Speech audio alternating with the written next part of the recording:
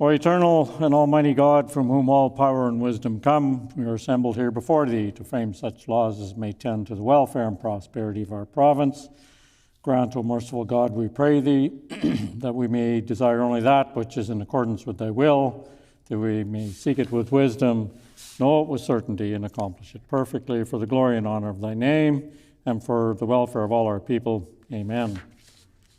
We acknowledge we are gathered on Treaty 1 territory, and that Manitoba is located on the treaty territories and ancestral lands of the Anishinaabe, Anishinaabe, Dakota Oete, Dene Sulene, and Neothog nations.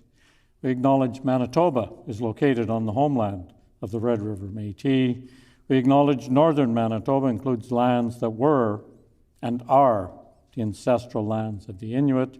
We respect the spirit and intent of treaties and treaty making, and remain committed to working in partnership with First Nations, Inuit, and Métis people in the spirit of truth, reconciliation, and collaboration. Please be seated. Orders of the day, private members' business. The Honourable Member for Waverley.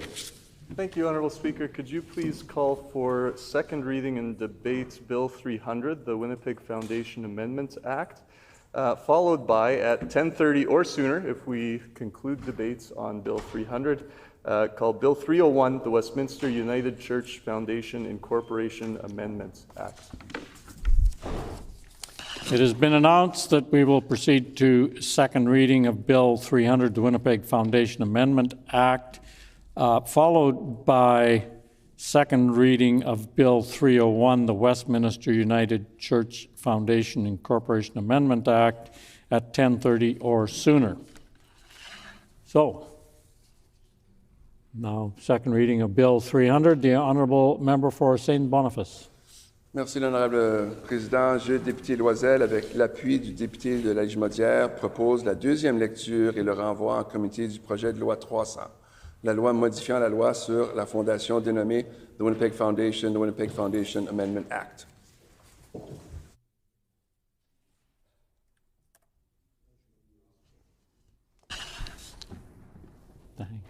Been moved by the Honourable Member for St. Boniface, seconded by the Honourable Member for Lagimodiere, that Bill number 300, the Winnipeg Foundation Amendment Act, be now read a second time and be referred to a committee of this House. The Honourable Member for St. Boniface.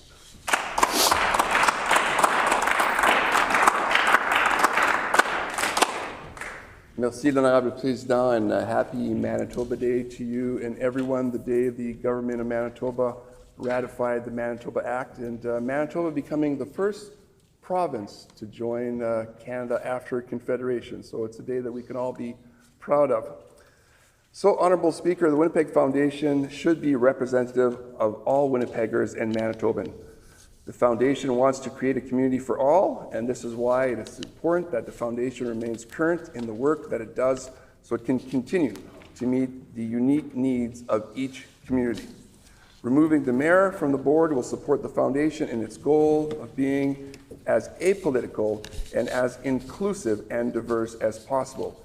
Digitizing their financial recordings will allow the Foundation to be more accessible to the people of Winnipeg. Donc, l'Honorable Président, la loi sur la Fondation de Winnipeg est modifiée de deux façons. Premièrement, le maire de la ville de Winnipeg n'est plus tenu d'être membre du conseil d'administration de la Fondation. Deuxièmement, les renseignements concernant la vérification des états financiers de la Fondation doivent être publiés sur son site web. À l'heure actuelle, l'Honorable Président, ces renseignements doivent être publiés dans un journal et des copies du rapport du vérificateur doivent être fournies sur demande. Honorable Speaker, the Winnipeg Foundation has been a cornerstone of community support in our province for more than a century. Founded in 1921, it is the oldest community foundation in Canada and has played a vital role in strengthening Winnipeg and communities across Manitoba. Through the generosity of donors, the foundation has built a lasting legacy and now manages an endowment that is supporting over 1,000 charitable organizations each year through those funds. Over time, it has contributed more than $500 million in grants supporting initiatives in health, education, arts and culture, environment, and community services. The Foundation has also shown leadership in responding to emerging needs, whether through COVID-19 emergency support, reconciliation-focused funding, or innovative programs like Fast Pitch that connect business and the charitable sector. Its research and reporting, including the St. Vital Signs Initiative, help provide a clear picture of the needs and opportunities within our community. Honourable Speaker, the Winnipeg Foundation represents the very best of Manitoba's spirits of generosity, partnership, and community building, and its impact continues to be felt across the province every single year. L'Honorable Président, nous voulons tous que les gens de Winnipeg et de partout au Manitoba puissent s'épanouir dans leur communauté et se sentir partie intégrante d'un Manitoba. Et la Fondation de Winnipeg est une pionnière dans la concrétisation de cette vision. La Fondation de Winnipeg place la communauté au premier plan depuis plus de 100 ans et elle est devenue l'une des plus importantes fondations, non seulement à Winnipeg, mais aussi au Canada. En favorisant la philanthropie, en créant des partenariats et en soutenant divers organismes de bienfaisance, la Fondation de Winnipeg vise à être un chef de file dans le renforcement du bien-être communautaire.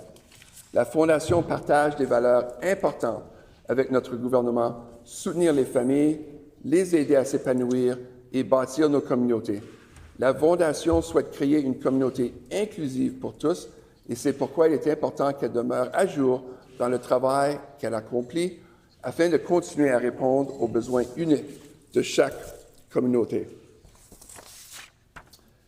Honourable Speaker, communities develop and change over time. Winnipeg's population has increased exponentially, and with that, the city has grown to be a beautifully diverse and multicultural mosaic. Established in 1921, the Winnipeg Foundation is the oldest foundation at over 100 years old, and it has historically adapted to the city's evolving communities. Now, the Winnipeg Foundation Act was amended in 1943, 1980, 1990, 2004, and again in 2011. These proposed amendments to the Act will support the Foundation in the changes in their methods of governance so that the board can be as representative of all Winnipeggers as possible. L'Honorable Président, le retrait du maire du conseil d'administration aidera la Fondation à atteindre son objectif d'être aussi apolitique, inclusive et diverse que possible. Le conseil d'administration de la Fondation de Winnipeg vise à être aussi apolitique que possible et, comme nous le savons tous, la fonction de maire est un poste politique. Le conseil d'administration de la Fondation de Winnipeg cherche également à être aussi inclusif et diversifié que possible. Le conseil de la Fondation vise à atteindre d'ailleurs la parité entre les genres et à inclure autant de communautés de Winnipeg que possible. Le conseil cherche aussi à recruter des personnes possédant des compétences particulières dans le domaine juridique, comptable, culturel ou linguistique, entre autres. Winnipeg est une ville merveilleusement diversifiée et multiculturelle. Ainsi, le retrait du maire du conseil d'administration de la Fondation permet une meilleure représentation de la mosaïque culturelle de Winnipeg. Honourable Speaker, these amendments will support the Winnipeg Foundation in its modernization and accessibility efforts. Digitizing their financial records will allow the Foundation to be more accessible to the people of Winnipeg. Currently, audit information about the Foundation's financial statements must be published in a newspaper, and copies of the auditor's report must be provided on request. These amendments will require that audit information about the Foundation's financial statements be published on its website. Winnipeg is home to over 850,000 people, and not all of them read the paper, Honourable Speaker. So publishing their financials on their website will actually make it more accessible to Winnipeggers and Manitobans. It will also help people learn more about the incredible work the Winnipeg Foundation does every year to better our communities. Merci, Honorable Président Miigwech. Thank you.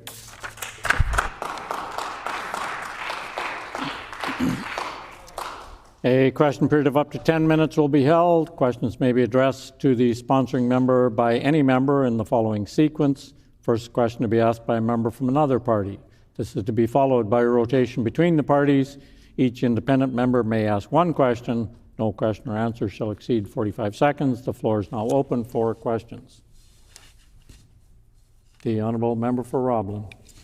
Thank you, Honourable Speaker, and I'd like to thank the member for bringing forward this bill. We do have a few questions, though. Has the member, regarding the removal of the mayor from the board of directors, has the member consulted with the mayor's office or the City of Winnipeg or current councillors about this provision of the bill? The Honourable Member for St. Boniface. Well, actually, the Winnipeg Foundation has consulted with the city on this, consulted with the mayor. The goal of the Winnipeg Foundation is to become as apolitical as possible, and by removing the mayor from the board of the Winnipeg Foundation, it thus achieves that goal. So yes, the Winnipeg Foundation and its lawyers have consulted with the city on this. The Honourable Member for Transcona. Thank you, Honourable Speaker, and thank you to the member for St. Boniface for bringing forward this bill. Can the member elaborate on what it was that inspired them to introduce this bill that amends the act related to the Winnipeg Foundation? The Honourable Member for St. Boniface. Well, thank you to the member for that question. Actually, I had the chance over the years to serve on a number of boards, including a very particular foundation called Francophone, which is the Francophone Foundation here in Manitoba. And through that work, I had the chance to get to know the Winnipeg Foundation a little bit. And a couple of years ago, all MLAs here received a letter from the Winnipeg Foundation asking for someone to move this bill forward. So having a certain relationship with boards and foundations, I decided that it was time to continue working with the Winnipeg Foundation and to get this bill moved forward. The Honourable Member for Riding Mountain. Thank you, Honourable Speaker.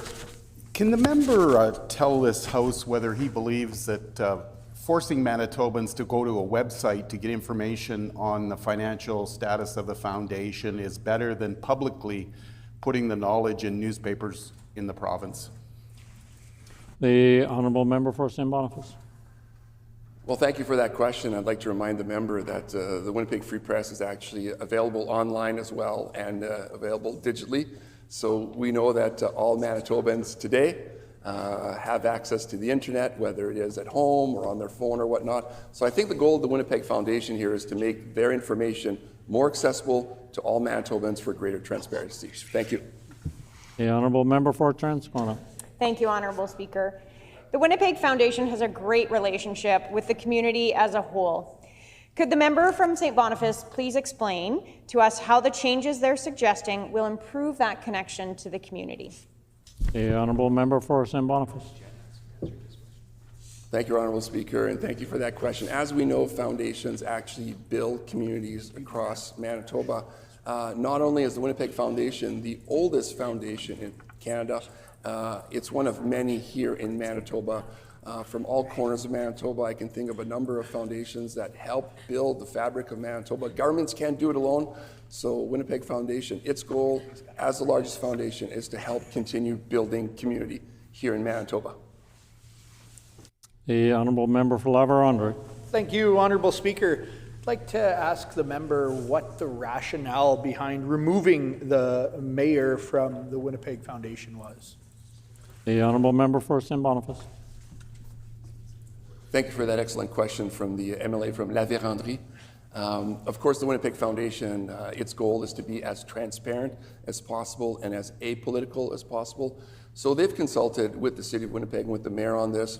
By removing the mayor from the board of the foundation, it now creates an apolitical board. And in fact, they want to build a greater board, more multicultural board, a board that has parity on it. So I think that, removing the mayor is a good thing, and it's sending the foundation in the right direction. Thank you. The Honourable Member for Transcona. Thank you, Honourable Speaker. Can the member explain how these proposed changes will support the Winnipeg Foundation in staying current in the work that it does for the community? The Honourable Member for St. Boniface. Thank you, Honourable Speaker. Another excellent question for the MLA from Transcona. I think everybody's on fire today. It must be Manitoba Day or something. But of course, the Winnipeg Foundation, its goal is to be as transparent as possible, as inclusive as possible. In fact, they're looking for parity on their board from now on. They're looking to include, members from different communities onto their board.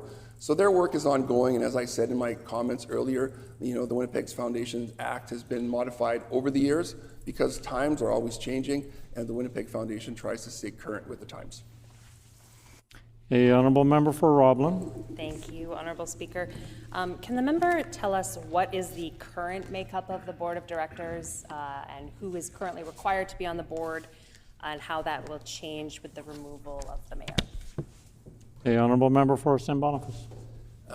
So currently the Winnipeg Foundation Board is as inclusive as possible. They're always trying to look for certain expertise to be on the board. So whether it's someone coming with legal experience or accounting experience or experience from different cultural communities in Winnipeg, we know that Winnipeg is a very multicultural city and that all cultural communities should be represented on the Winnipeg Foundation Board, which is not just the oldest foundation in Canada, but actually the largest foundation in Manitoba as well. So the makeup is very multicultural, and now they're trying to work through a process to make it a board that has parity, so an equal number of women and men as well. The honourable member for Transcona. Thank you, Honourable Speaker. How will these proposed changes support the Winnipeg Foundation in strengthening its transparency with the community as a whole? The honourable member for St. Boniface.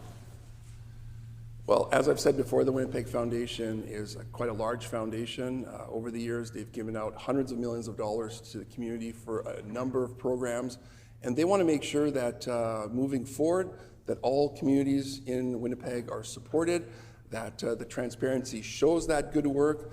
I believe that 4.5% of their funds have to go out annually. So by being more transparent with Winnipeggers, then everybody sees that the general community, the general communities in Winnipeg, the multicultural aspect of Winnipeg is supported through the good work of the Winnipeg Foundation. The honourable member for Riding Mountain. Well, thank you, Honourable Speaker. The last answer from the member for St. Boniface, who I might remind this House was also chair of the all-party committee to see what could keep newspapers healthy in Manitoba, is proposing legislation today that takes the requirement to remove advertising from newspapers in Manitoba. Can the member please explain again his rationale for this? The honourable member for St. Boniface. Well, once again, I want to remind the member that the Winnipeg Free Press is available online through something called the internet. It's something that might be of news to the member, but by making the Winnipeg Free Press more available online, it's available to more Manitobans. I know that a lot of Manitobans like to get their news through the internet. So the goal of this bill is to make the Winnipeg Foundation more accessible and more available online to all Winnipeggers and Manitobans. The honourable member for Transcona. Thank you, Honourable Speaker. Can the member from St. Boniface tell us how the absence of the mayor as a mandatory member of the foundation allows for the board to be more inclusive? The honourable member for St. Boniface. Thank you for that excellent question from the member for Transcona. So as we know, the mayor is a political position, and by removing the mayor from the board of the Winnipeg Foundation, it actually makes room for more multicultural diversity on the board. It makes room on the board for perhaps better parity, because it is a goal that the Winnipeg Foundation is trying to achieve. And I think it makes also the point that by being as apolitical as possible and as inclusive as possible, the Winnipeg Foundation represents who it's trying to work with and for. Thank you. The honourable member for La Vérendrye. Thank you, Honourable Speaker. Can the member tell the Assembly about some of the great work that is done by the Winnipeg Foundation and all of its community foundations that it supports around our province? The honourable member for St. Boniface. Well, that's a great question. In fact, it gives me the chance to highlight the excellent work of the Winnipeg Foundation, which does excellent work here in Winnipeg on a cultural level, educational level. It's helped over the years with housing programs, nutrition programs. In fact, I believe I was discussing with one member this morning, there's a conservation fund to help support Manitoba parks. So the Winnipeg Foundation, being the largest foundation in Manitoba, has the money to make the difference when communities need it most. Governments can't do it alone. We know this. So the Winnipeg Foundation is there to support in all aspects, in fact, with sometimes bridge funding, long-term funding, short-term funding, to help communities achieve their goals here in Manitoba and Winnipeg. Thank you. The time for question period has expired, so the floor is now open for debate. The honourable member for Roblin.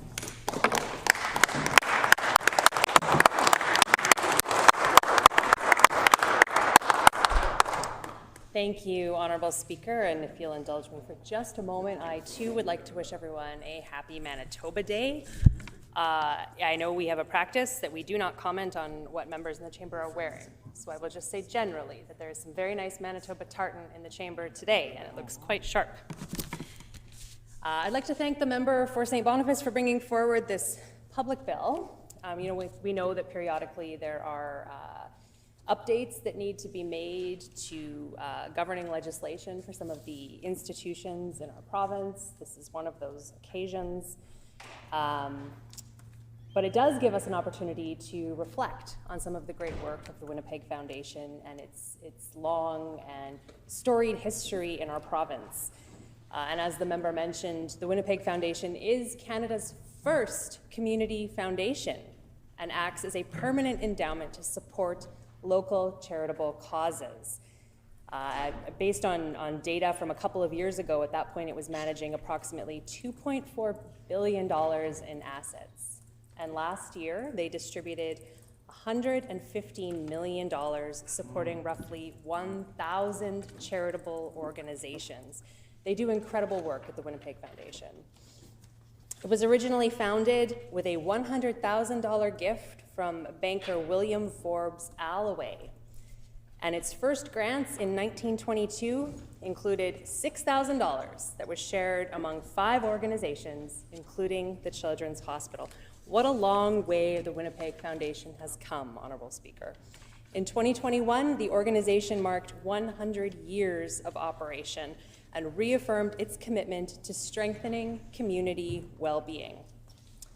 The Foundation pools gifts to create permanent endowment funds, distributing the investment earnings to charities.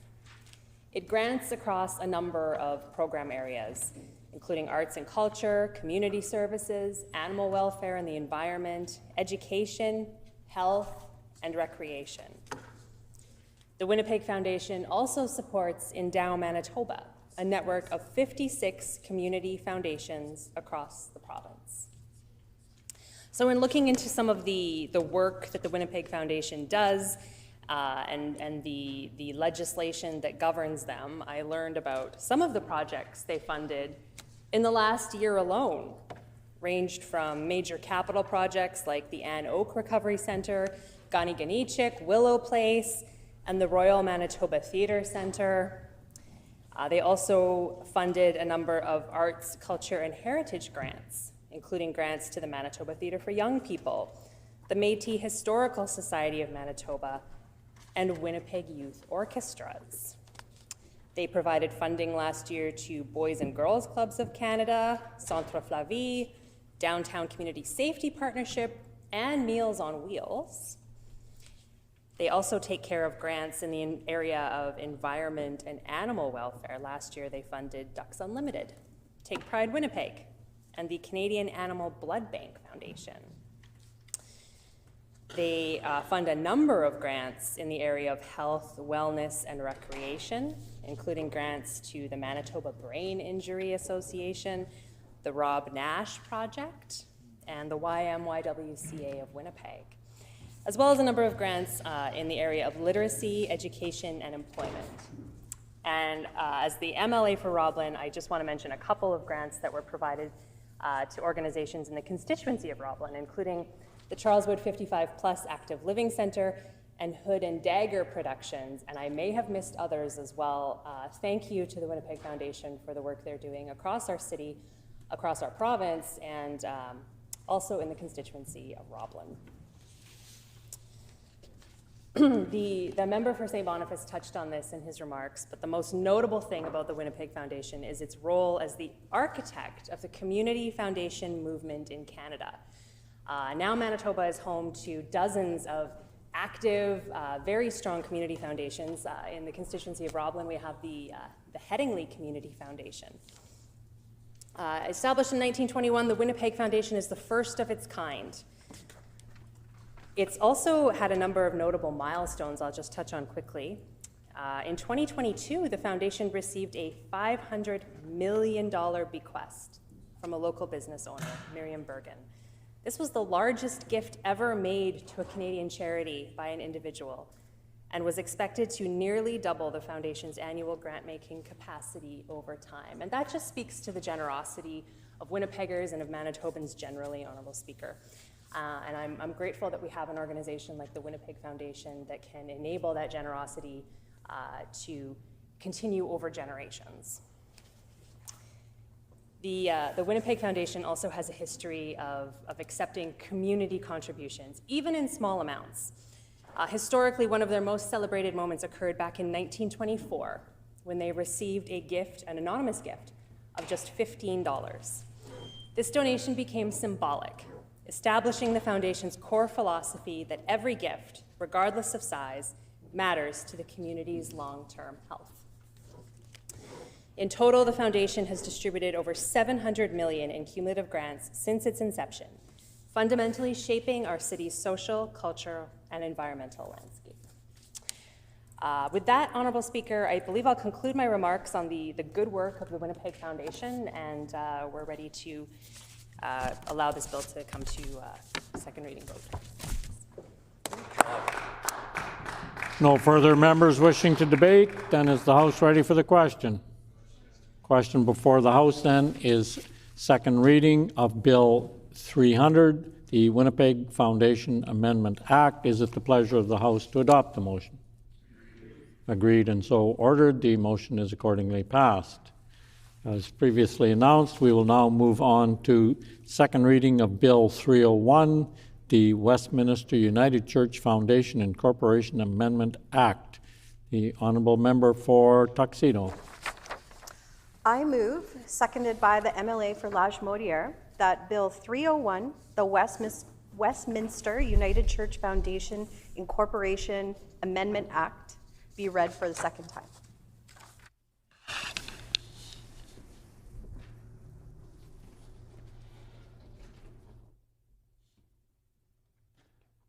Been moved by the Honourable Member for Tuxedo, seconded by the Honourable Member for Lagimodiere, that Bill number 301, the Westminster United Church Foundation Incorporation Amendment Act, be now read a second time and be referred to a committee of this House. The Honourable Member for Tuxedo.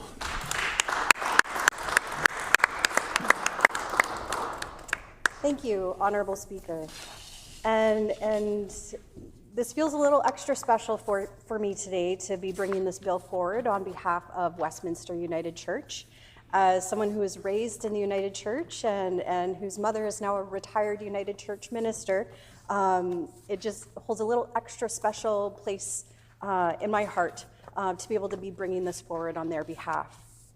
So this bill, Bill 301, the Westminster United Church Foundation Incorporation Amendment Act, is truly a bill that is about making practical updates to the governance of the Westminster United Church Foundation. This is about ensuring continuity and clarity in its leadership structure. It strengthens accountability by clearly outlining trustee succession and ensuring decisions can continue without disruption. The legislation will also ensure that if the foundation is ever dissolved, its assets will continue to serve the public good by being directed to registered charities. This bill respects the long-standing history and legacy of Westminster United Church while ensuring its foundation is equipped to operate under modern governance standards. It supports the ongoing work of a community institution that has served Manitobans for generations through outreach, cultural programming, and support for families. Strong community organizations play an essential role in building connection, resilient communities, and this legislation helps ensure that they continue that work. This is also about stewardship, making sure resources are managed responsibly and continue to benefit Manitobans now and into the future. And I think many folks can attest to the fabric of our province, and today being Manitoba Day, we think of what are the institutions, what are the churches, what are the different religions and spiritualities that are part of the foundation of what is Manitoba. And we know the United Church has a rich history, and we know that Westminster United Church has been around for many, many, many years. And so I know our government is committed to working in partnership with community organizations and ensuring that they have the tools and the structures needed to succeed.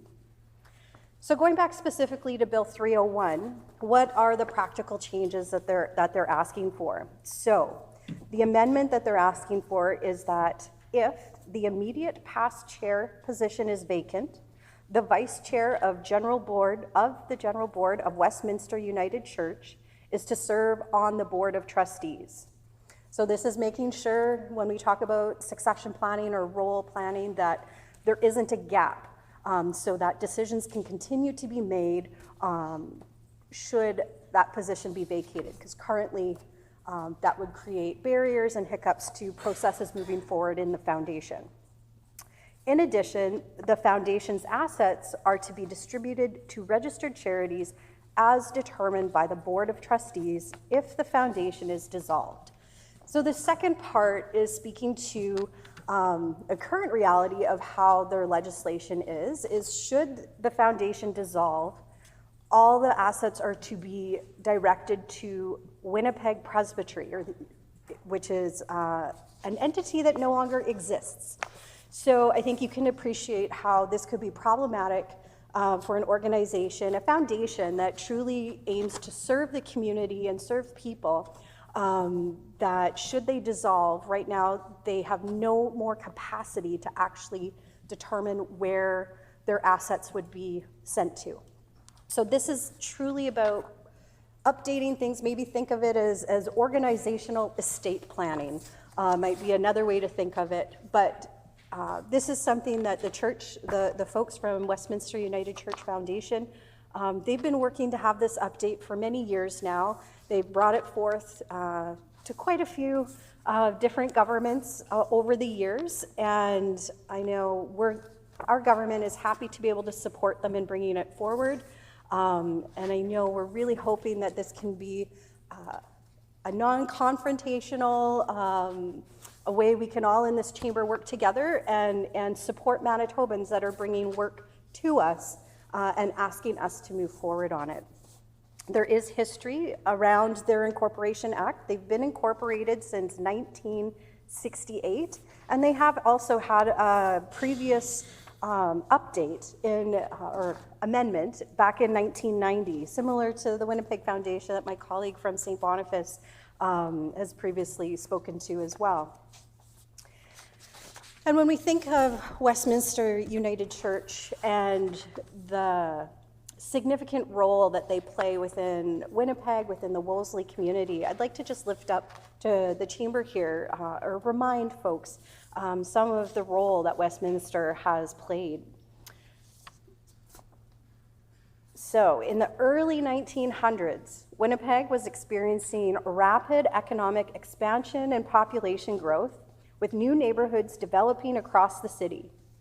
And as families settled in areas like Wolseley, there was a growing need for community institutions that could bring people together. In 1909, members of Westminster Presbyterian Church made the decision to construct a new church building to serve this growing population. The site at the corner of Westminster Avenue and Maryland Street was carefully chosen for its accessibility to local families and its central role in the neighborhood.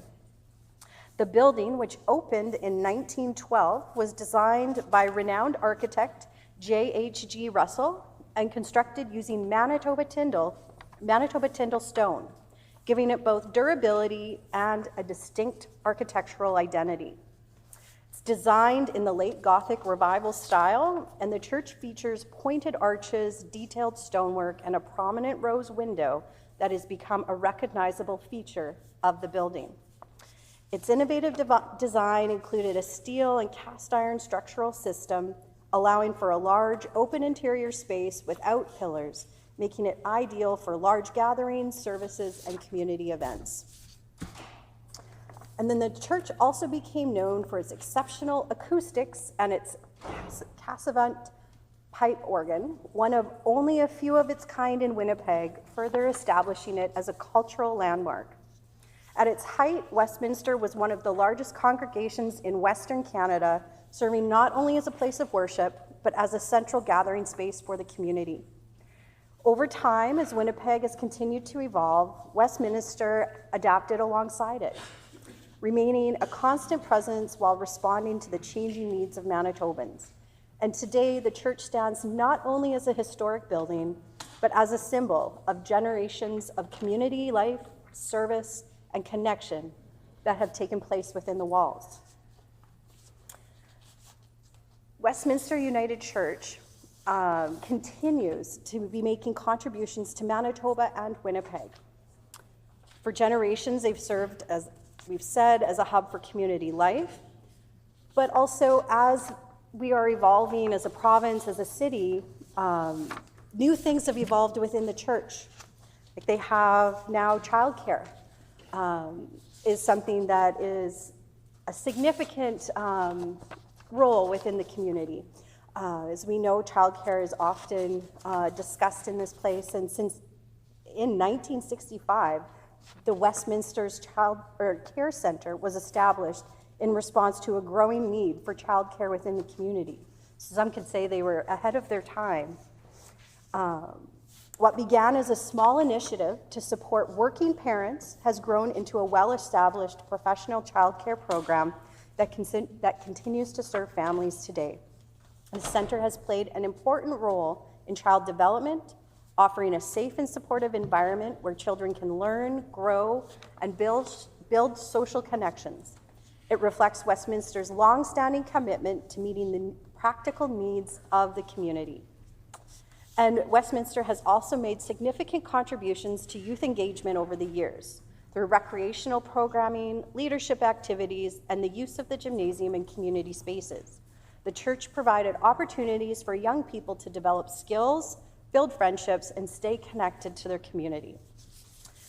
So, Honorable Speaker, I see my time is coming to a close, and I just again like to lift up how this is an amendment that the Church Foundation has been working for years to have updated.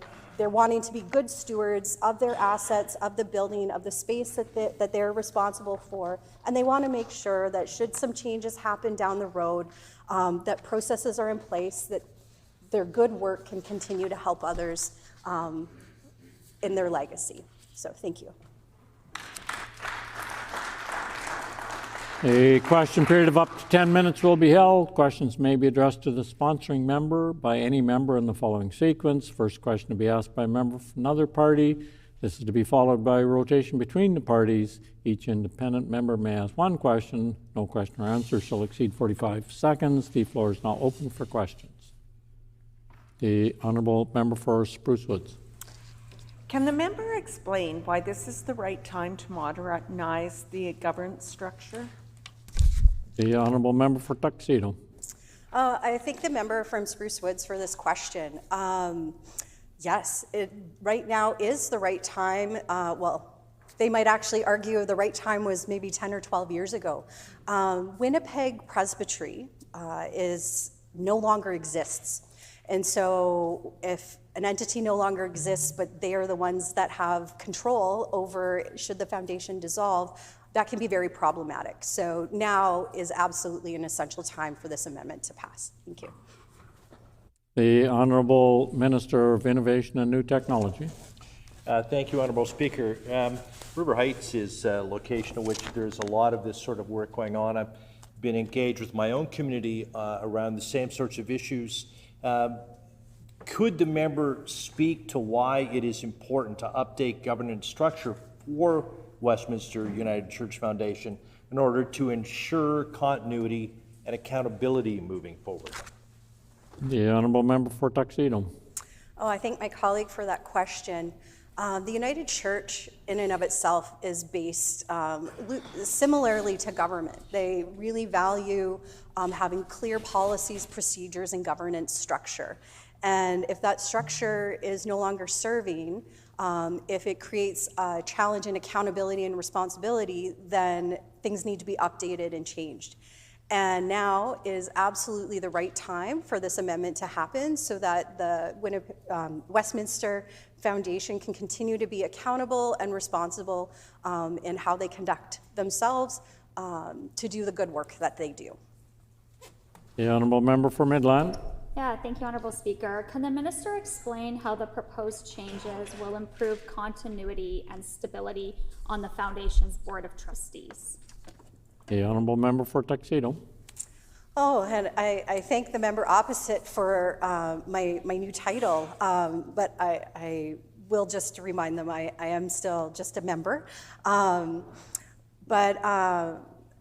Right now, I believe there has actually been a situation where in their current governance structure, and I believe, pardon me, I'll grab my notes here, that when the reason they have that appointment, that if a past president, I believe it is no, or past chair is no longer available, to have the vice president step in.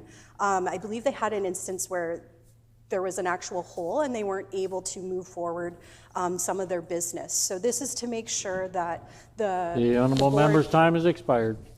The Honourable Minister of Innovation and New Technology. Thank you, Honourable Speaker. Westminster United Church has been a cornerstone of the Wolseley community for more than a century. Could the member please share why it's important to support institutions with such a long-standing history of service to Manitobans to update their mandate moving forward? The honourable member for Tuxedo. Thank you for that question. I think many members in this House can agree that a church is not just a building. And when a church has been around for as long as Westminster United Church has been, it started as a Presbyterian church and became a United Church.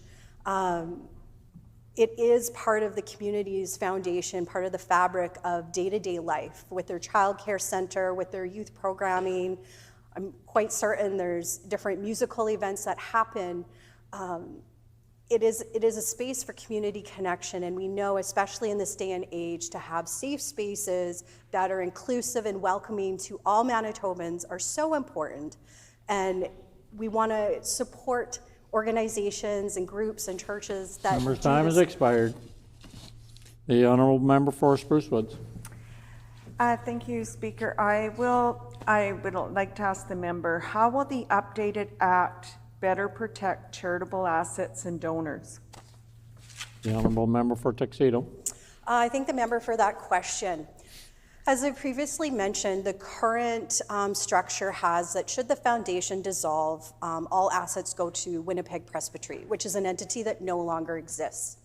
And so by changing it the way the amendment reads, is it allows that should they dissolve, all the assets, all the donations, everything that is at their discretion to manage and be stewards of, they can send them off or move them to where is appropriate, that's in alignment with their mission, and continues to do the good work that those assets, gifts, donations were given under. This is keeping autonomy. The member's time has expired. The Honourable Minister of Innovation and New Technology. Thank you, Honourable Speaker. I want to touch on what I think is a most thoughtful part of this bill, and that is that it ensures if the foundation is ever dissolved, its assets continue to support registered charities. Could you please explain why this kind of stewardship and protection of charitable resources is so critically important moving forward? The honourable member for Tuxedo. I thank my colleague for that question. And we know in our own estate planning, if you have gifts that you want to give to charitable organizations or in your ongoing day-to-day life, you like to know where your gifts are going, where your donations are going, supporting the causes and organizations you believe in. And that's what that's one of the things this amendment is talking about, is making sure that should the foundation dissolve, that they can intentionally disperse of their assets in alignment to other organizations or other charities that continue the good work that they have been doing. They want to be able to have the autonomy to make sure that they are directing those assets and resources in a responsible way and in a way that's in alignment Member's time with has their expired. values. The honourable member for Midland. Yeah, can the member speak to the broader role that churches and faith-based organizations play within Winnipeg and our broader communities? The honourable member for Tuxedo. I thank the member for that question. We know the makeup of Manitoba is very diverse, and we become more and more diverse every year, every day. And we have some long-standing faith-based churches, various denominations, that even their own evolution in our own history as a province. Westminster United Church began as a Presbyterian church. The United Church is a unification of the Methodists, of the Congregationalists, and the Presbyterians.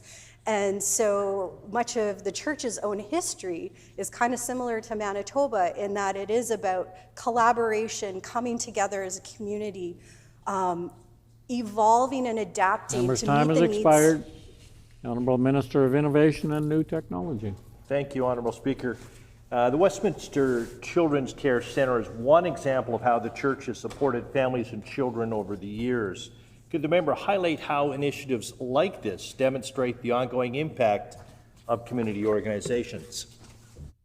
The honourable member for Tuxedo. I thank my colleague for that question. We know that having access to needs or to things like childcare in the community is meeting the needs of the community.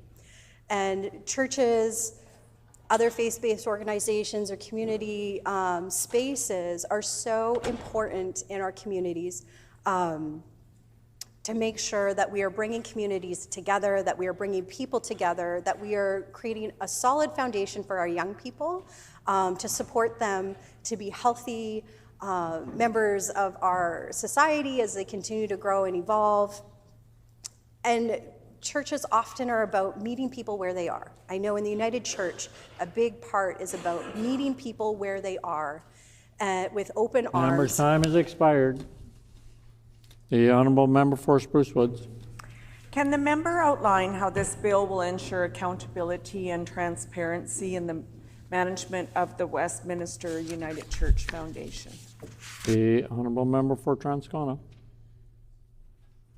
Tuxedo. Thank you, Honourable Speaker. Everything about this amendment is about transparency and accountability and responsibility. The Westminster Foundation has been working for years to get this legislation updated to make sure that they are working in accordance in a good way. When there is an entity that is part of their legislation that no longer exists, that's a problem. And so it's very important that we pass this amendment today to support this foundation that is doing good work, has done good work, is a significant contributor to the community, to the foundation of the... Member's time has expired. The honourable member, the honourable member for Spruce Woods. How does this legislation ensure the charitable resources remain focused on serving Manitobans and the community causes? The honourable member for Tuxedo. Thank you, Honourable Speaker. The whole point, one of the main points, is that should the foundation ever find itself that it needs to dissolve in the future, that it can ensure that the allocation or the disbursement of their resources, of whether it's the building, whatever assets that still remain under their jurisdiction, that they're dispersed in a way that is in alignment with their values, with their mission, that continues to serve people. They want to make sure that should they no longer be, that what is left still, their legacy lives on. And yeah, so thank you. The time for questions has expired. The floor is open for debate. The honourable member for Spruce Woods. Honourable Speaker, I'm pleased to rise today to speak in support of Bill 301, the Westminster United Church Foundation Incorporation Amendment Act. At its core, this is a modest and practical bill. It updates the governance structure of the Westminster United Church Foundation to ensure continuity. Order, please. If I could just interrupt for a moment. We have some guests in the public gallery that need to leave right away. So we have from Woodland School, 45 grade 5 students under the direction of Chris McLean. This group is located in the constituency of the honourable member for Lakeside, and we welcome you all here this morning. The honourable member for Spruce Woods. Okay, the institution behind the bill deserves broader recognition. This legislation gives us an opportunity to reflect on the important role that the Westminster United Church and faith-based charitable organizations more broadly have played in Manitoba's history and continue to play in communities across our province today. Westminster United Church has deep roots in Winnipeg and in Manitoba's social and spiritual life. Like many historic churches in our province, it was established during a period when churches were not simply places of worship, but also community anchors. They were gathering places, centers of volunteerism, providers of charity, and often among the first institutions to respond to hardship in their communities. Long before governments developed the modern social programs we know today, churches and religious charities were feeding families, caring for newcomers, supporting the sick, helping the poor, and creating spaces where people could find connection and support. That history matters. I also want to spend a moment talking about the United Churches in Spruce Woods and in Westman. In southwestern Manitoba, United Churches, such as Knox United Church in Brandon, and other long-standing congregations reflect the deep roots of faith communities in prairie development. Many of these churches began in the late 19th and early 20th centuries as Presbyterian and Methodist congregations serving growing railway and agriculture centers. When church union took place in 1925, they became part of the United Church of Canada. But their role in the community life remained just as strong. Churches like the Knox United became not only places of worship, but also centers of music, volunteerism, and social support. Over generations, they've hosted community programming, supported local charities, and provided spaces where people could come together during times of and hardship. In many ways, these churches reflect the broader story of southwestern Manitoba, itself communities built on cooperation, service, and looking out for one another. In Manitoba, churches were instrumental in helping immigrant communities establish themselves. They operated soup kitchens, clothing drives, youth programs, seniors outreach, daycare programs, and community events. They supported refugees and new Canadians as they built lives in our province. They offered comfort during economic downturns, floods, fires, and personal tragedies. And importantly, they did this work for nonprofit, not for recognition and not because legislation compelled them to do so, but because people in those congregations believed in serving others and strengthening their communities. Westminster United Church has been a part of that broader tradition. The foundation associated with the church was incorporated in 1968 and later continued under Manitoba legislation in 1990. The very existence of the foundation reflects a long-standing commitment to stewardship and charitable givings. Foundations such as this are established to ensure that charitable work can continue over the long term, not simply for the generation, but for future generations as well. This is an important idea. A charitable foundation is ultimately about legacy. It is about ensuring that resources entrusted by donors and congregants continue to support worthwhile causes and community initiatives into the future. The people who contributed to the Westminster United Church Foundation over the years did so because they believed in strengthening their community and helping others. Bill 301 helps ensure that mission can continue in a modern day and accountable way. The General Board of Westminster United Church is vacant and the Vice Chair may be served instead. This is a straightforward governance update, but it is an important one. Organizations need continuity. They need clear succession planning. They need the flexibility to function effectively even during leadership transitions. In many ways, this amendment reflects good governance principles that organizations across Manitoba strive to implement. It recognizes that vacancies can occur and that institutions should have practical mechanisms in place to maintain effective oversight and decision-making.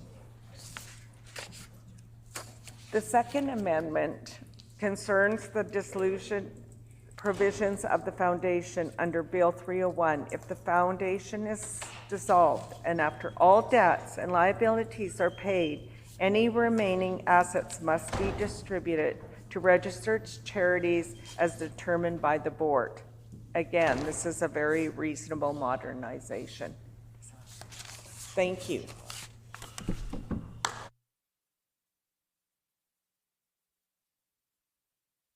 If there are no further speakers, is the House ready for the question? So the question then before the House is second reading of Bill number 301, the Westminster United Church Foundation Incorporation Amendment Act. Is it the pleasure of the House to adopt the motion? Agreed and so ordered. The motion is accordingly passed. The Honourable Opposition House Leader. Yes, can I seek to see if there's leave to recognize this as unanimous? Please, Honourable Speaker. Is there leave to recognize this motion as being passed unanimously? Agreed and so ordered. The motion is accordingly recorded as being passed unanimously.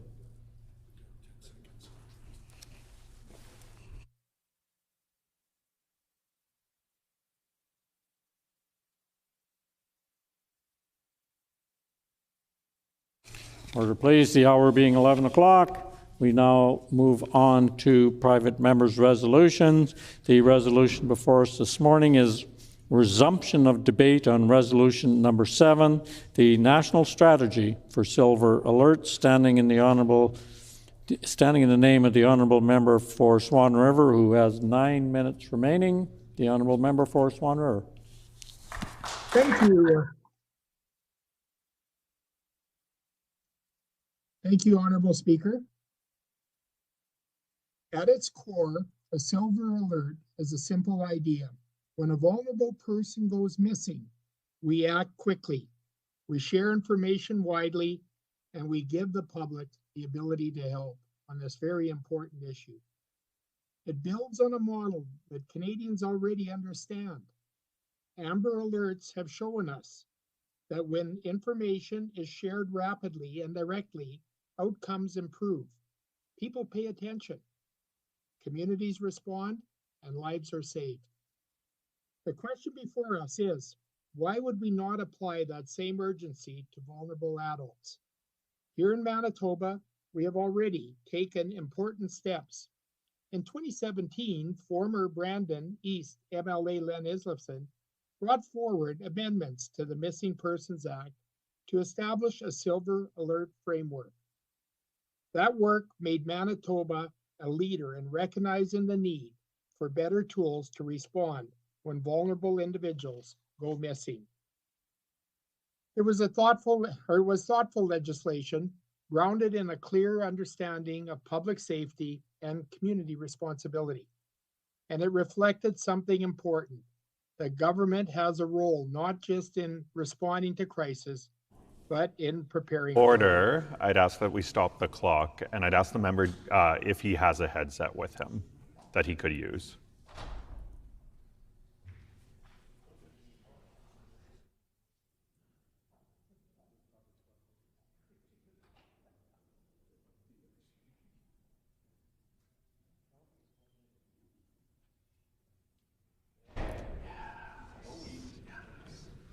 Thank you. The honourable member for Swan River.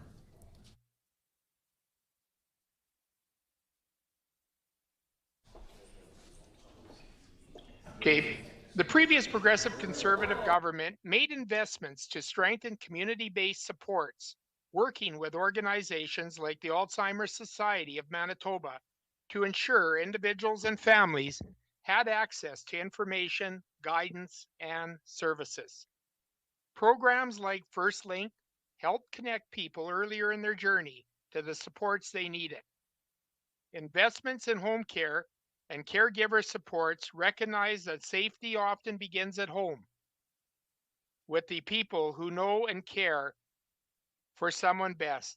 These measures were not just about health, they were about stability, they were about prevention, they were about reducing the likelihood that a crisis would occur in the first place. But we also know this: no amount of planning can eliminate every risk. And even with strong supports in place, there will still be moments when someone goes missing. When that happens, the question becomes, how quickly can we respond? Because in these situations, time is not just important, it's decisive. The longer someone remains missing, the greater the risk becomes. While Manitoba has a Silver Alert framework, it does not yet fully leverage the tools available to us today, particularly the ability to send immediate, geo-targeted alerts to mobile devices. Instead, information often relies on traditional media or delayed distribution.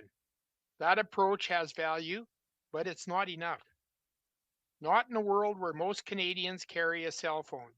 Not in a world where information can be shared instantly, and not in situations where every minute matters. We have seen the consequences of that gap. In December 2023, 81-year-old Earl Mauberg went missing in Winnipeg. His family acted quickly. Law enforcement responded. Community members volunteered their time to search. There was no shortage of effort, but there was a limitation in how quickly and how widely information could be shared. And that limitation matters. Because somewhere, someone may have crossed paths with him. Someone may have noticed something unusual. Someone may have been able to help, but without timely information, those opportunities can be lost.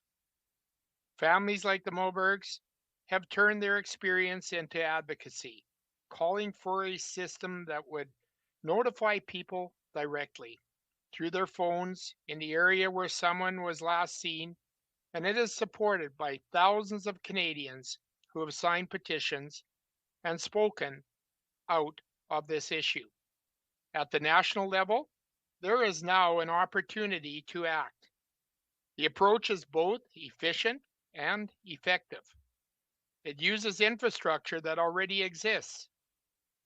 It allows alerts to be geographically targeted, reducing unnecessary disruption, and it ensures that people most likely to help are the ones who receive the information. This is not about creating something entirely new. It's about improving what we already have. It's about coordination, and it's about consistency. And it's about recognizing that public safety doesn't stop at provincial borders. People move between jurisdictions, families live in different provinces, and our systems should reflect that reality. A national framework would ensure that no matter where someone goes missing, there's a consistent, reliable approach to alerting the public. It would strengthen provincial efforts like those already in place in Manitoba, and it would give families confidence that action will be taken quickly, no matter where they are. Modern alerting systems are capable of being targeted and specific. Alerts can be limited to defined geographic areas, ensuring relevance and reducing unnecessary disruption.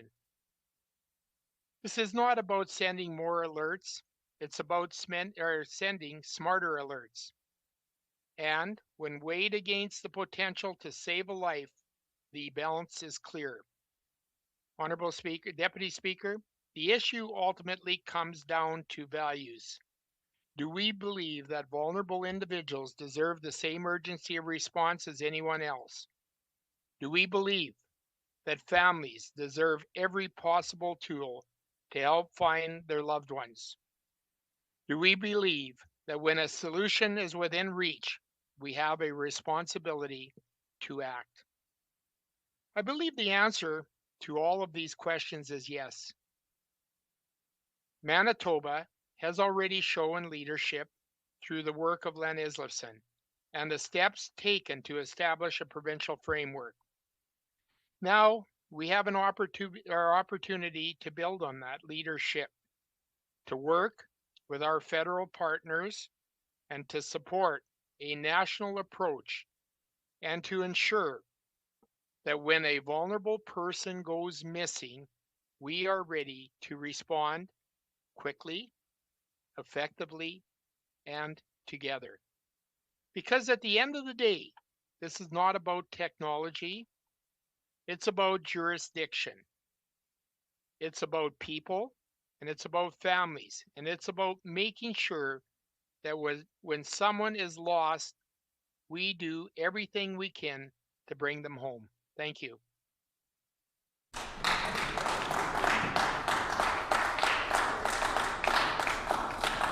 L'honorable député pour Saint-Boniface.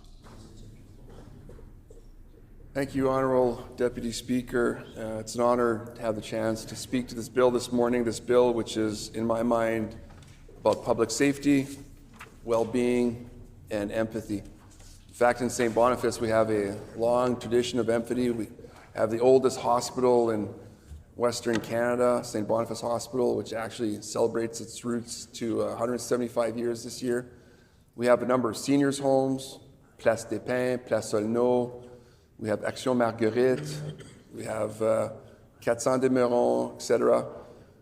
We have a number of seniors' homes, and we care for our seniors. I remember when I was a young child, my great-grandfather, Alphonse Bélanger, he went to go live with my grandparents, actually, on La Vérendrye. And I was a young child, and I remember my great-grandfather being very vibrant and very capable, liked to go for walks. Unfortunately, he developed Alzheimer's, and sometimes he'd get up at 3, 4 o'clock in the morning and go walking in St. Boniface. And at the time, St. Boniface was still a city, and we had our own police department. And the city of St. Boniface police would pick up Alphonse at 3, 4, 5 o'clock in the morning. And it's a good thing that he was being picked up by the police and, not wandering to the Seine River, the Red River, and getting himself into trouble that way. But they'd pick him up and then bring him back home, wake up my grandparents, and then it happened again and again, and then they'd lock the doors. My great-grandfather would still get up at 3, 4, 5 o'clock in the morning, find a way to unlock the doors and go walking. And it's really a good thing that he never wound up hurting himself. And it's also a good thing that the police department at that time, St. Boniface being a close-knit, community, knew who he was. But today, with, technology, growing older population, we want to keep our seniors safe. And we know that sometimes when our seniors go missing, there are faster, better ways to find them, to keep them safe. In Manitoba, we believe when somebody goes missing, we go looking for them. And we should use every tool at our disposal to go and find them, just like we have Amber Alerts, across Canada. So I think the Silver Alert is a great idea. I know that in my family, we could have benefited from it in the early 70s had it been available. In fact, I will remind everybody, back in the early 70s, there used to be phones at the corner of certain streets where you could call the police. Actually, those disappeared in the 70s. Mais l'honorable président, j'aimerais continuer mes remarques avec le fait que les Manitobains s'attendent à ce que leurs proches soient en sécurité, particulièrement les personnes âgées et les adultes vulnérables qui ne sont pas toujours en mesure de se protéger eux-mêmes, comme mon arrière-grand-père Alphonse Bélanger. Lorsqu'une personne vivant avec la maladie d'Alzheimer, la démence ou un autre trouble cognitif, chaque minute compte. Les familles vivent dans la peur et les retards peuvent avoir de graves conséquences. Les alertes Silver ou argent en français constituent un moyen pratique et éprouvé de réagir rapidement en diffusant des renseignements essentiels par téléphone, dans les médias et auprès des collectivités afin que davantage de personnes puissent contribuer à ramener quelqu'un sain et sauf à la maison. À l'heure actuelle, il n'existe aucun système uniforme à l'échelle du Canada. Les provinces adoptent des approches différentes, ce qui crée des lacunes en matière de coordination et de communication lorsque le temps est un facteur critique. Par ailleurs, la population canadienne vieillit, je l'ai mentionné en anglais, on le sait, les plus grandes ou la plus grande génération de notre histoire entre dans ces années de vieillesse et de plus en plus de familles sont confrontées aux réalités de la démence et du déclin cognitif. Le besoin d'une réponse plus forte et coordonnée ne cesse de croire, l'honorable député président. Les familles partout au pays ont été claires. Elles veulent de meilleurs outils, des interventions plus rapides et une plus grande tranquillité d'esprit lorsque quelqu'un ou quelqu'un être cher disparaît.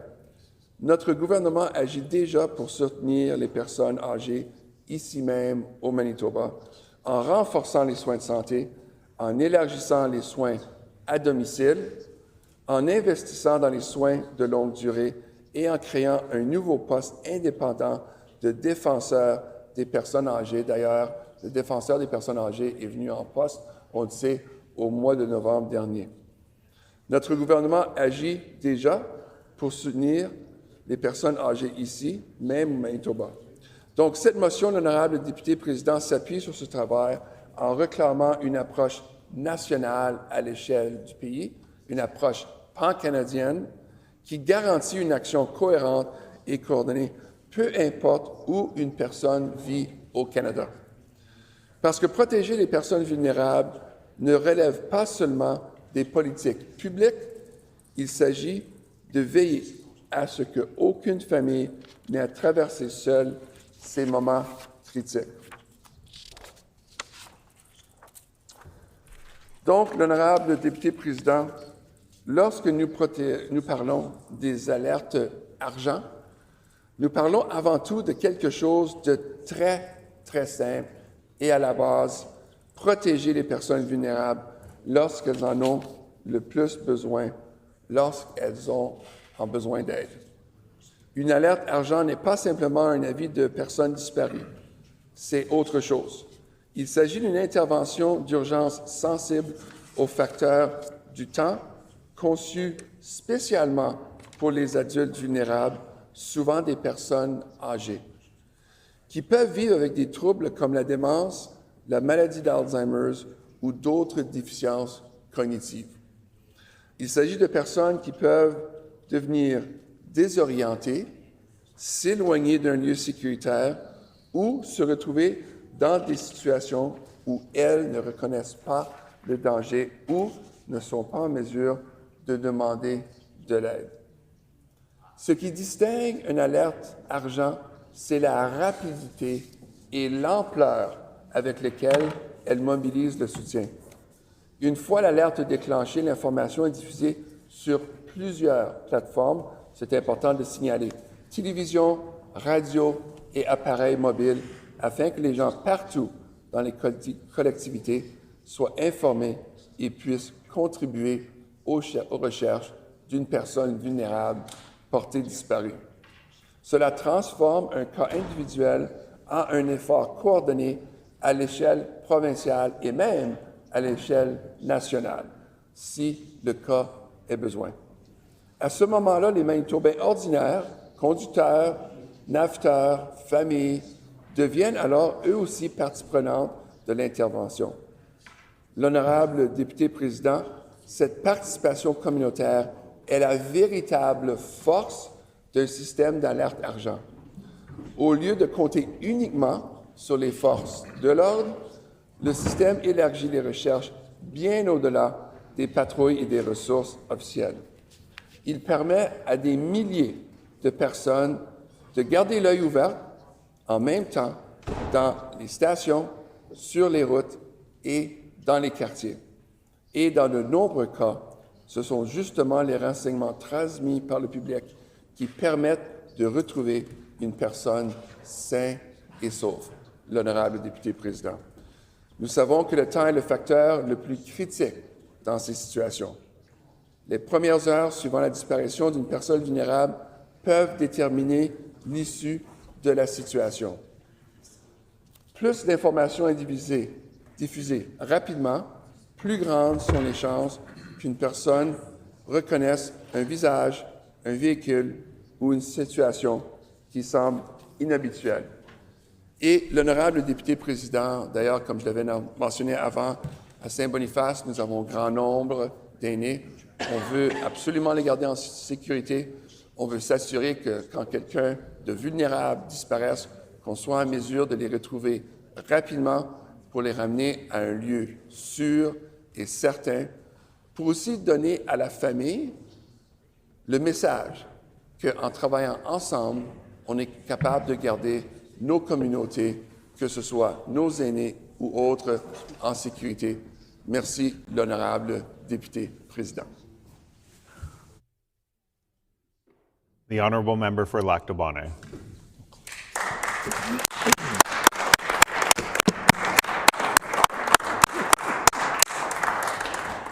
So this morning we're speaking to the resolution about a national strategy for silver alerts. And of course we know that Silver Alert uses the same infrastructure and approach as Amber Alert to help locate missing seniors who are vulnerable to various dangers while missing.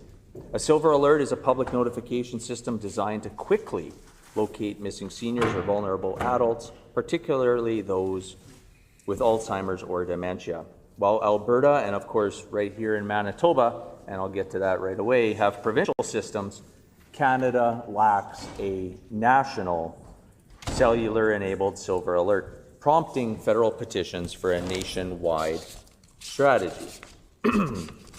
I do want to continue on, but also sort of start off giving credit where credit is due here in the great province of Manitoba, and that's former colleague Len Ifsusen, the MLA for Brandon East, who specifically addressed Silver Alerts right here in Manitoba, bringing forward a bill in 2017. And for that, we need to commend Len and his hard work for bringing forward Bill 214 in the year 2017.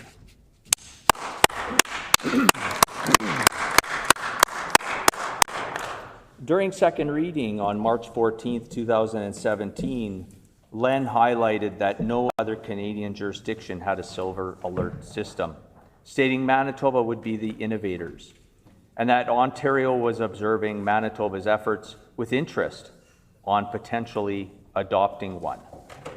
In third reading, on May 13th, 2017, he acknowledged support from then Brandon Police Chief Ian Grant, who helped draft related legislation and emphasized the bill's passage.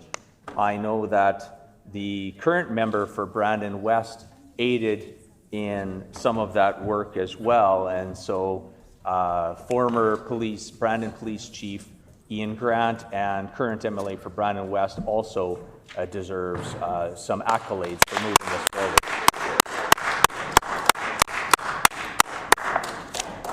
But with that, with the legislation passing, they also stressed that further government work was needed for implementation, coordination with law enforcement, broadcasters, and public education, without referencing a national framework. The bill passed final reading on May 24, 2017, making Manitoba the first Canadian province with statutory Silver Alert provisions aimed at missing seniors or those with cognitive impairments akin to Amber Alerts. Congratulations to the former Progressive Conservative government on bringing that bill forward and moving it forward in the case and on results for seniors here in Manitoba.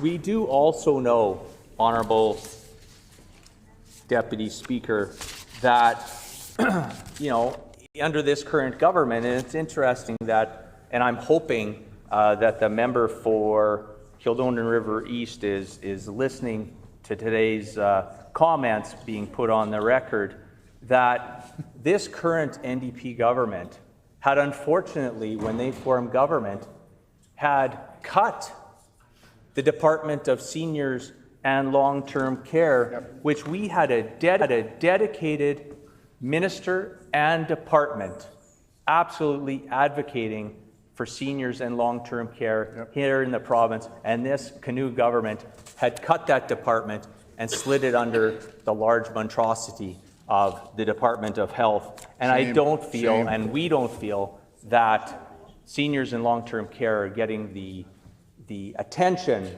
that they so deservedly deserve. It is encouraging that another member of the NDP actually stood up to speak to the resolution today, because that's a little abnormal.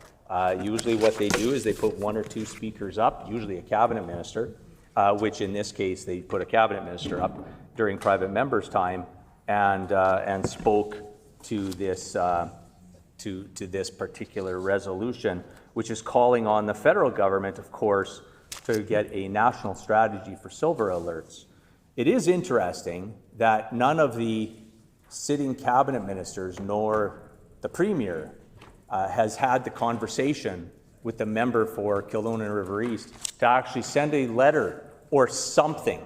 The premier has mentioned on more than one occasion he's drafted a stern letter to the federal government or to the prime minister, and basically, with no results. And so on this resolution, which we on this side of the House, the Progressive Conservative Party, absolutely supports the call for a national strategy, of course, because we were the ones under the guidance of former MLA Len Ifsison, the former MLA for Brandon East, brought forward that said bill. Now, it doesn't stop there, Honourable Deputy Speaker. We have the MP for Kildonan and St. Paul, the Conservative MP for Kildonan and St. Paul, who I think in the member for Kildonan River East maybe mentioned that federal MP member, Raquel Dancho. Raquel has definitely strongly advocated for Bill C-263, the Silver Alert National Framework Act, emphasizing the urgency of rapid public alerts for missing vulnerable seniors, particularly those with dementia or cognitive impairments. She had highlighted the critical time factor in these cases, stating that every minute matters when a vulnerable senior goes missing, end quote, as she added. Quote, "This bill is about ensuring that when time is critical, Canadians have the tools and awareness needed to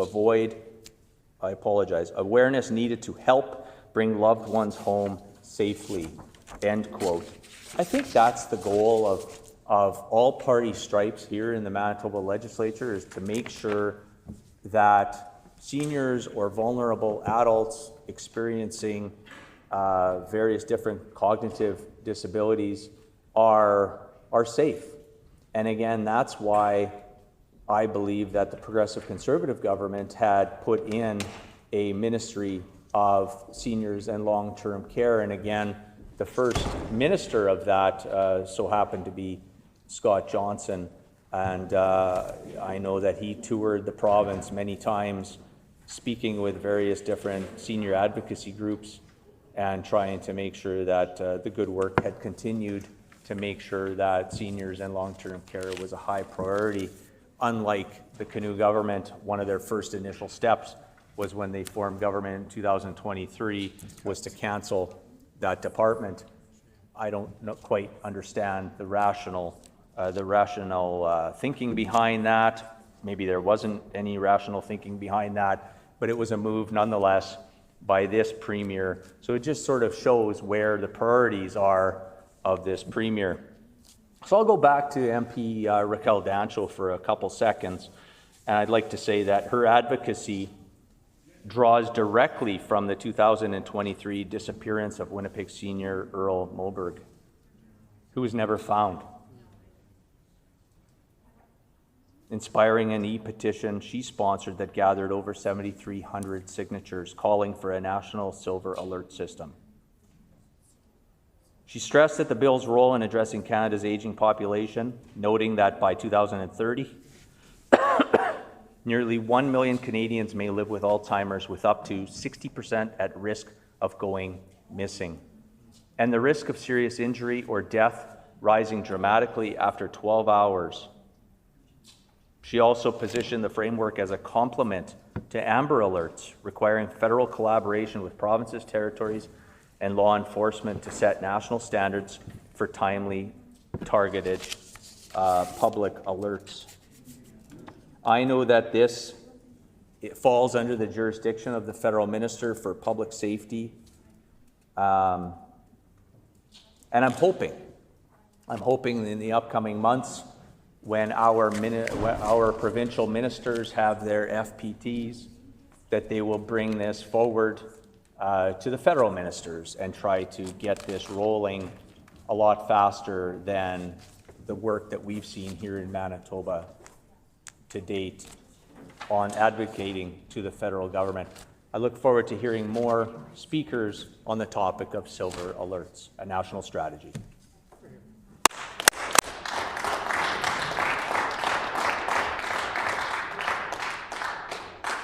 The Honourable Minister for Environment and Climate Change.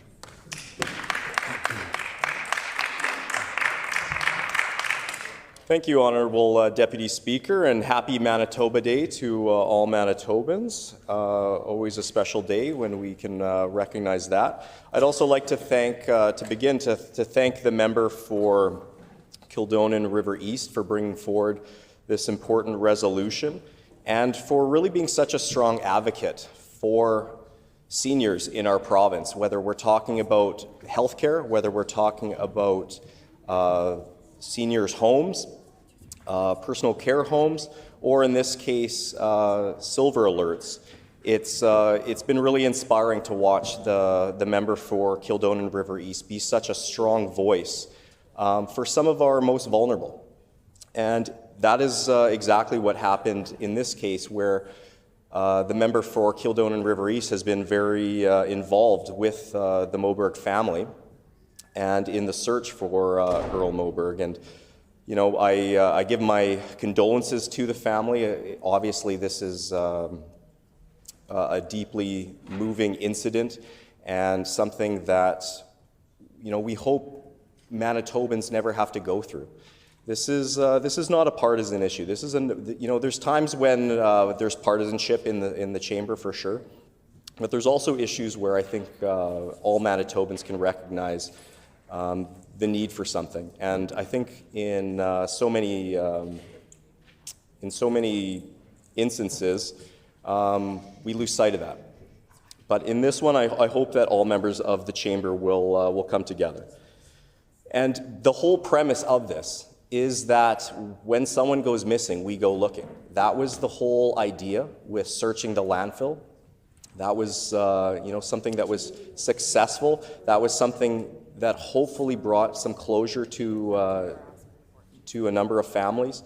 And I hope that it's a message to all Manitobans that in your time of need, Manitobans will be there for you. That is what One Manitoba is all about.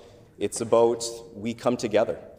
And nothing could be, in my mind, could be more frightening for a family than having a family member, maybe someone that has dementia, maybe someone that has other cognitive impairments, maybe someone that is battling other illnesses, to go missing. And as so many people have already mentioned, and as the member of Kildonan River East has mentioned, the hours, the minutes, the seconds that go by immediately after someone goes missing is crucial. And so I think it's critically important that we move on this issue, that we move this resolution forward and call on the federal government to have a coordinated response on this. I don't think that there's any party out there, I don't think that there's any member out there, any MP, any MLA that would argue against this. It seems like such common sense, especially when we look at the system that's in place right now. There's no consistent system right across Canada. There's different systems being put in place, but there's not a coordinated effort. And that's exactly what we need. We need a stronger coordinated effort so that when someone goes missing, we go looking immediately, and that we can have thousands, tens of thousands, hundreds of thousands, millions of people looking, as opposed to a family having to take that on their own. I think our families, our seniors deserve this. I think that no family should have to face this alone, and instead should have the community wrap around them in their time of need. So ultimately, this is about protecting the vulnerable. This is about ensuring that we are having a time-sensitive emergency response when it's needed. Now, I recognize that, sometimes we want to make sure that there's going to be times when we're using this that I guess we should be careful in how we use this, I guess is the best way to move it forward. We want to make sure that the alerts are clear, that they are accurate, that they're only used in the most urgent of situations, because I would hate to see people become desensitized to this. But that's not what we see when there's an Amber Alert. And I think that there's enough safeguards in place. I think that there's enough calm heads around the tables that coordinate these things to ensure that we would be using this in a good way and ensuring that it is only used in emergency situation. And so ultimately, this is what reflects our values. It's Manitoba values. It's about One Manitoba. It's about looking for people in those times of need and being there for seniors. And so I would just ask members of the opposition to get on board and join us in calling for the federal government. We need a coordinated response that goes right across our country, and let's get this done. Thank you, Honourable Speaker. The Honourable Member for Roblin.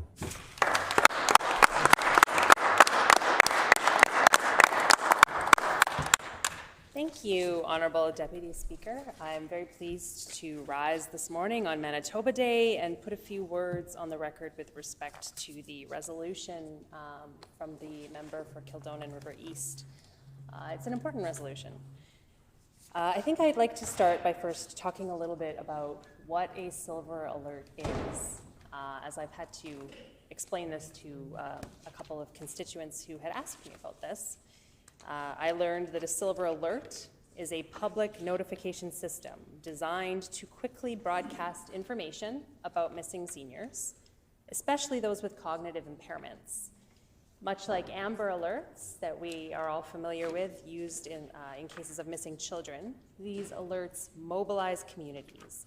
They can use highway signs, media broadcasts, and mobile notifications to spread crucial information fast, because in these cases, as we know, every minute counts. Critics sometimes argue that silver alerts could overwhelm the public or desensitize people to emergency notifications, but the reality is that the cost of inaction is far greater than inconveniencing people. When a senior goes missing, their risk of injury or death increases dramatically with each passing hour. Exposure to harsh weather, to traffic dangers, or even simple disorientation can turn a disappearance into a tragedy.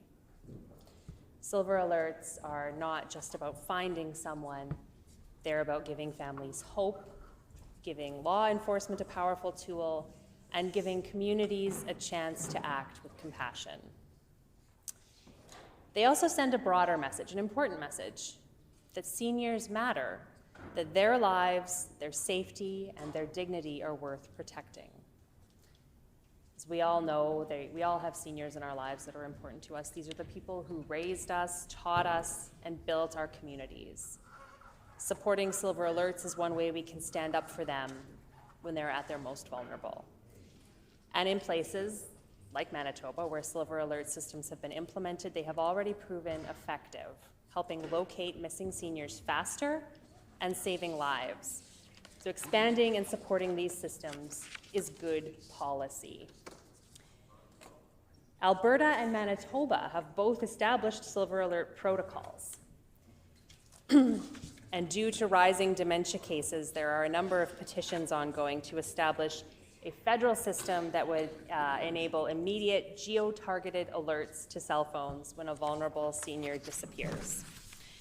Because the fact is, Honourable Deputy Speaker, we know that we have an aging population in Manitoba. By 2030, nearly 1 million Canadians are expected to be living with Alzheimer's disease. And studies suggest that of those, up to 60% may go missing at some point. If a missing person is not located within 12 hours, their risk of serious injury or death increases significantly. Now, there are a couple of other elected officials that have set the stage for the resolution that we're debating today. One of those is federal MP Raquel Dancho, who introduced Private Members Bill C-263 in Parliament on March 10th, 2026, and that bill would establish a national Silver Alert framework in Canada, which is, of course, the subject of this resolution today. MP Dancho's bill would help ensure authorities can quickly alert the public when a vulnerable senior goes missing, allowing communities to act as extra eyes and ears during the critical early hours. Using Canada's existing national public alerting system, Silver Alerts could be geo-targeted to nearby areas where a missing senior is most likely to be found, helping to deliver rapid awareness while avoiding unnecessary alert fatigue. And here in Manitoba, former MLA for Brandon East, Len Eastlifson, introduced Bill 214, the Missing Persons Amendment Act Silver Alerts, which passed third reading and became law in Manitoba in 2017, making Manitoba the first province in Canada to implement such a system. And at the time he said, quote, "We have a duty and responsibility to make sure we have things in place for our citizens so that when, unfortunately, they do go missing, we have the tools to bring them back as soon as possible." I'd like to thank Len for his foresight in this manner and for positioning Manitoba where we are today. And I believe as a province, given that we've implemented this kind of tool here on the provincial level, we're uniquely positioned to advocate with the federal government for a national system, which would, of course, be more effective.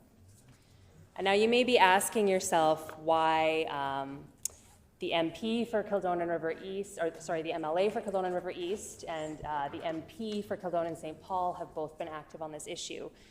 And that's because of the advocacy efforts of the Moberg family, the family of Mr. Earl Moberg. And I too have had a number of conversations with the Moberg family, particularly with Britt Moberg, Earl's daughter, who's really been the catalyst for this Silver Alert movement in Manitoba and in Canada. In December 2023, Mr. Moberg went missing. He had dementia, and he was known for wandering. At the time that he went missing, his last known location was in Winnipeg's North Kildonan and River East neighborhoods. Now, the family's been advocating for a number of things. One of those is a national silver alert notification system. And the reason for that is that the Moberg family believes that cell phones, which are used by 90% of Canadians, may be the key to improving how people are notified about silver alerts. The Moberg family has a petition to get alerts sent to people's phones, and that petition ran between 2024 and 2025, garnering thousands of signatures across Canada. And Mr. Moberg's wife, Brenda, told media, quote, "The petition was for a silver alert that would notify people in the area that the senior went missing. We feel that the silver alert may have helped Earl if the silver alert was issued immediately. Right now, the silver alert only goes out to the media." And Earl's daughter Britt added, quote, "The information about my dad being missing, it just didn't reach enough people quickly enough, unfortunately, to find him alive." So that's a really good example of the tragedy and devastation to a family that can result when someone goes missing.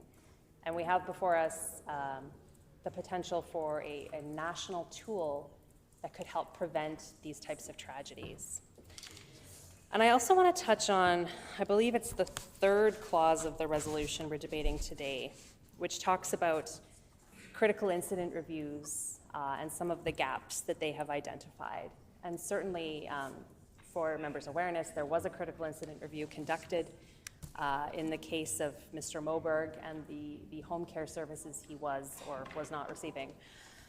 And that critical incident review identified a number of gaps in both the home care program specifically and with dementia care more generally. And it identified a need for additional resources to support Manitobans living with dementia. In particular, it identified a need for the establishment of clear dementia care pathways. We know this is going to be an ongoing issue in Manitoba. As I said, we have an aging population and an increasing number of Manitobans living with Alzheimer's and other dementias. And there are organizations in Manitoba who have done great work to support Manitobans living with Alzheimer's and other dementias. The Alzheimer's Society is one. And I mention that because when I asked the Minister of Health's office about the status of the recommendations in the Moberg Critical Incident Review, they pointed to funding that had been allocated to the Alzheimer's Society's First Link program. First Link program is a great program, but it can't provide ongoing dementia care and support to families who are dealing with this on a long-term basis, and it's not responsible for establishing those dementia care pathways that are going to be necessary to help ensure Manitobans with dementia get the care and support they need, and hopefully can prevent them from going missing in the first place. I do want to close my remarks by noting that I believe Manitoba is well positioned to advocate with the federal government in this regard. My colleague from Lac du Bonny mentioned this should be coming up at First Ministers meetings, and I hope that it is. And with that, I will close my remarks and we'll hear from some others. Thanks.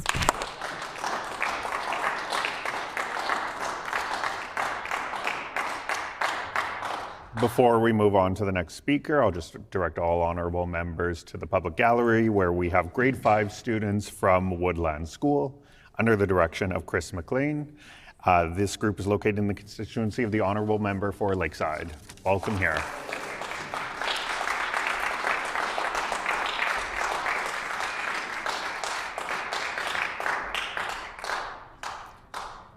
The honorable member for Midland.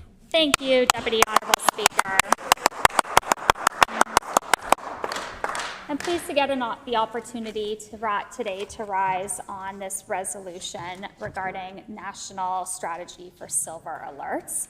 And Deputy Honorable Speaker, we know that it often starts with something small, a walk around the block, a quick trip to the store, a familiar routine. But for a senior living with dementia or Alzheimer's, that routine can suddenly become disorienting. And what should have been a short outing can turn into a frightening disappearance. So I want all members here to think of how that would feel, how frightening, not just for the senior, but for their family members, their loved ones, their neighbors, and their community. Conditions like dementia and Alzheimer's do not just affect memory, but they can erase a person's sense of direction, their judgment, and their awareness of danger. Someone who has lived in the same neighborhood for decades can suddenly become lost just a few steps from home. When that happens, time becomes the most critical factor because every minute counts. I've had a few loved ones that have lived with dementia, another one with Alzheimer's, and as a family member, it is deeply heartbreaking to watch the progression and sometimes the very, very fast progression of your loved one lose their memory. And so when a vulnerable senior goes missing, their risk of injury or death increases dramatically with each passing hour.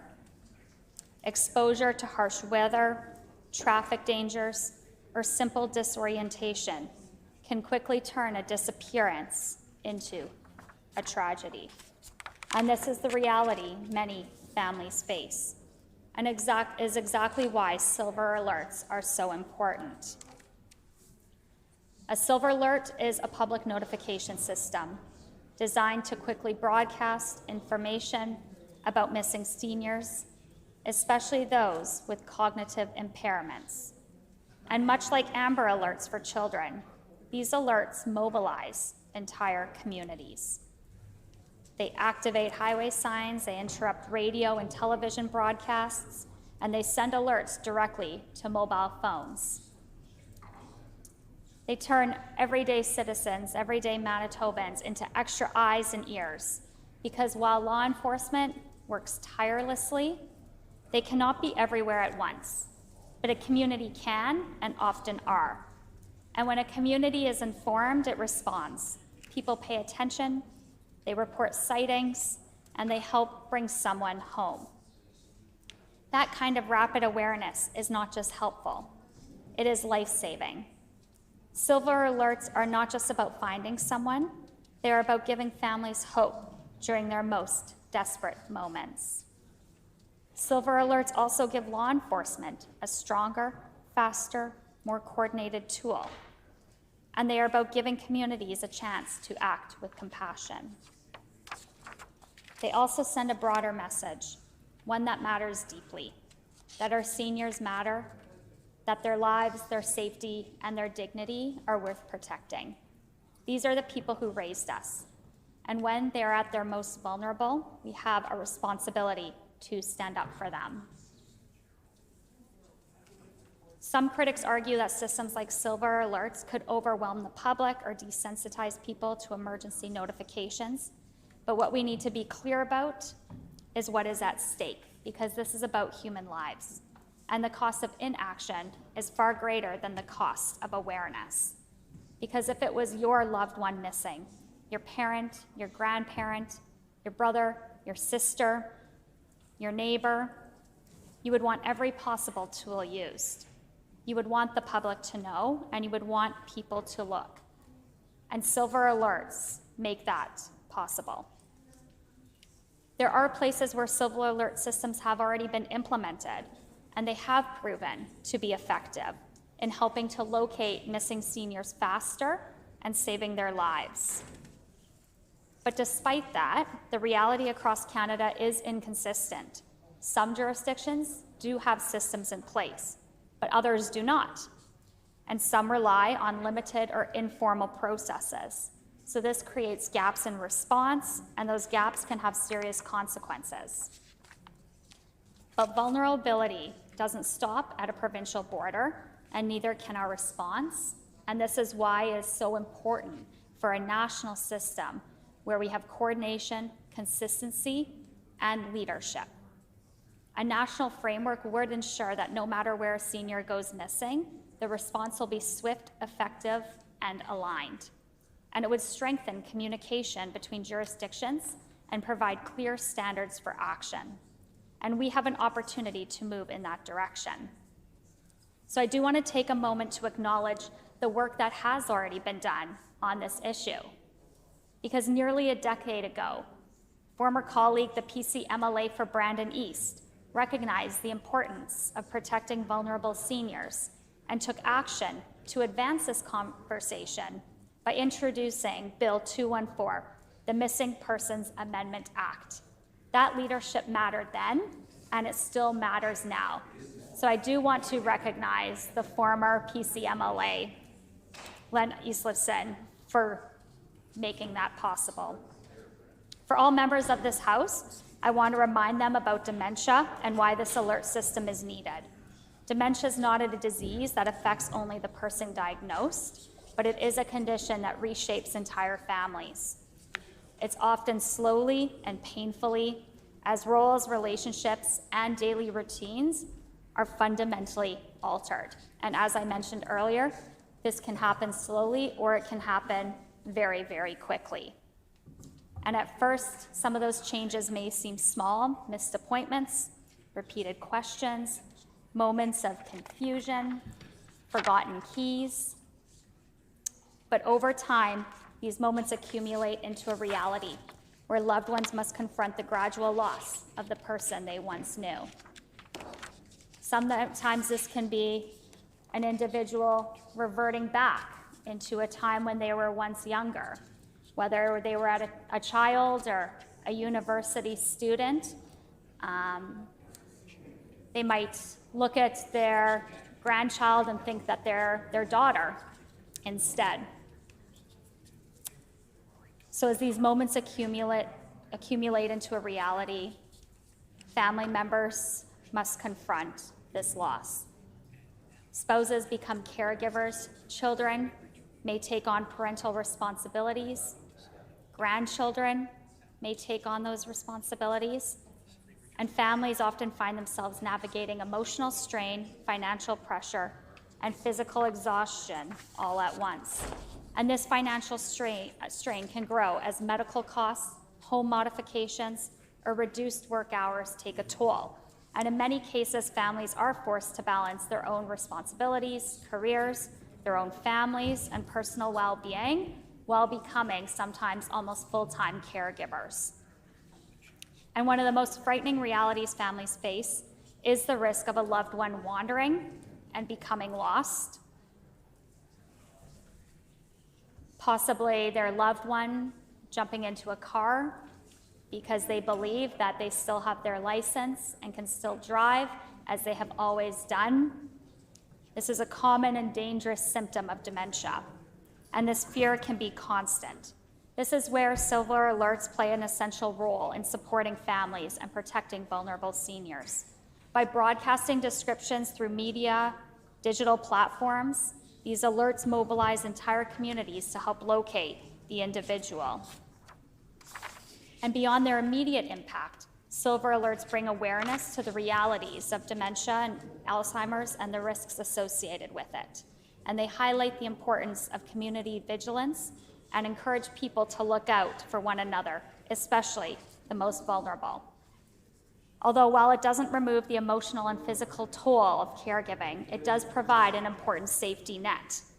Ultimately, dementia and Alzheimer's places an undeniable strain on families, but tools like silver alerts offer practical, life-saving support, helping ensure that when a loved one does go missing, they are not alone, and neither are the families searching for them. And as our population ages and grows, as the boomer population ages and grows, the urgency of this issue grows as well. I also want to recognize Member of Parliament for Kildonan St. Paul, Raquel Dancho, for her action towards a silver alert strategy. This is an important step to protecting. The member's time has expired. The honourable member for Springfield Rochelle. Well, thank you very much, and I too want to speak to this particular resolution. I'd like to thank my colleague from Midland who raised the important issue of a demographic bomb that's coming towards all of Canada and specifically Manitoba. We've got an aging society where we're going to have a lot more individuals that are going to be suffering with dementia. We're going to have a lot more individuals that are going to be suffering from Alzheimer's.